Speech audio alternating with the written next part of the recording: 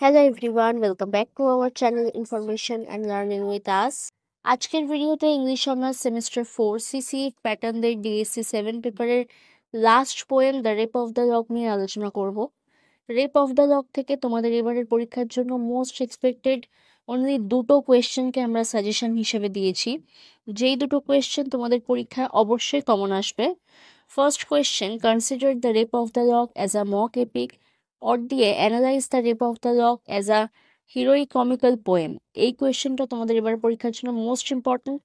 Second question, evaluate Pope's use of supernatural machinery in the rape of the lock or দিয়ে critically analyze the role and function of the sleeps on the basis of the rape of the law।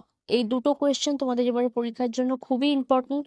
আর তোমরা যদি মনে করো আর একটা question দেখে রাখবে, তাহলে third কোয়েশ্চেনটা হলো comment on Pope's representation of Belinda in the rape of the lock or দিয়ে discuss the character of Belinda.